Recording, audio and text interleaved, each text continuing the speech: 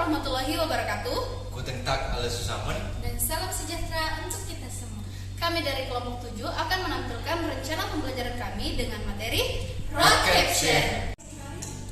Yang pertama adalah Zielgruppe atau kelompok sasaran.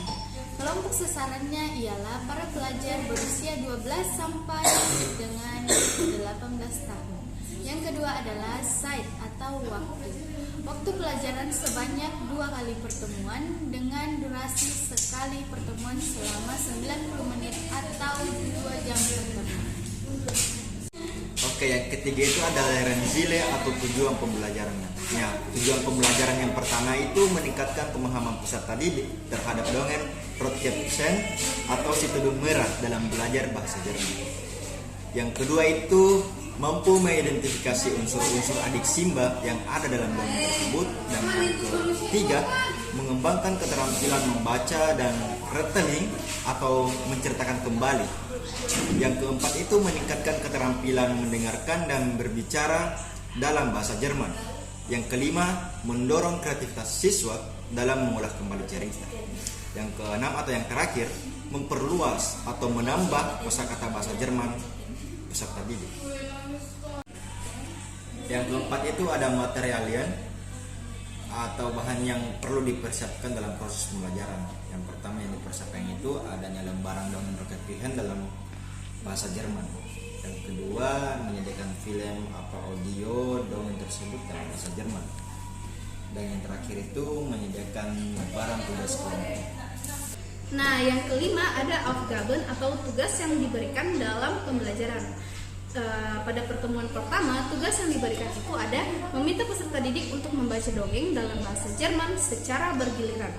Selanjutnya, meminta peserta didik untuk menerjemahkan dongeng tersebut secara berkelompok. Nah, pada tugas ini lembar jawaban bisa diberikan kepada peserta didik per kelompok.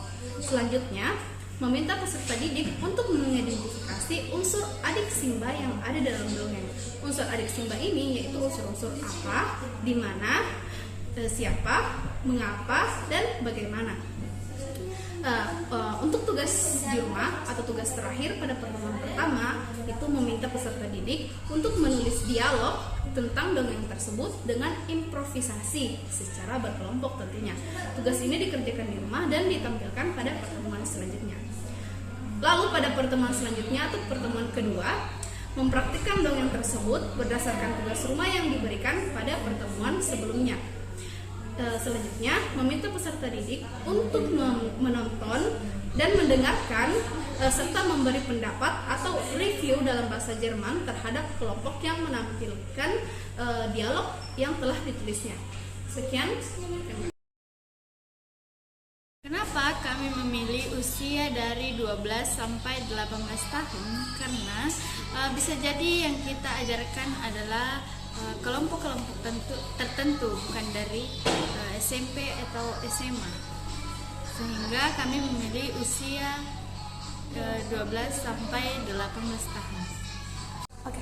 Sekian dari kelompok kami, saya Sabrina Saharani, Saya Rizaldi. dan saya Yulfi.